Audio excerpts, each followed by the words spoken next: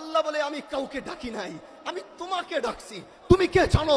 তুমি হচ্ছে সেই ইমানদার যে বলছো লা ইলাহা ইল্লাল্লাহ মুহাম্মাদুর রাসূলুল্লাহ।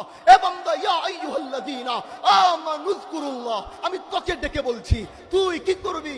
আল্লাহকে স্মরণ কর, আল্লাহকে ডাক। বলে কেন আল্লাহ এই কথাটা ইয়া আইয়ুহান নাস বলে কেন বললো না? আল্লাহ কেন ইয়া আইয়ুহাল্লাযীনা আমানু দিয়ে বললো? কারণ আল্লাহ চায় ইমানদার বান্দারা দুনিয়ার জমিনে তো এমনি কষ্ট করে।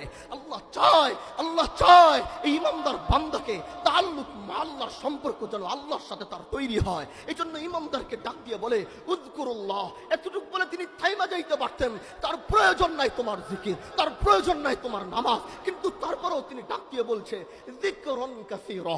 বান্দা ডাকবি, কিন্তু কম কেন ডাকবি? ডাকার সময় একটু বেশি তো ডাকতে পারিস। এই জন্য নিজেই বলছে যিকরুন কাসীরা, ডাকার সময় একটু বেশি বেশি করে ডাকবি। এবার আল্লাহ বলে বান্দা ডাকার সময় বেশি বেশি ডাকবি, আর তুই যখন চাবি দেওয়ার সময় আমি আল্লাহ তোকে বেশি বেশি করে দিব।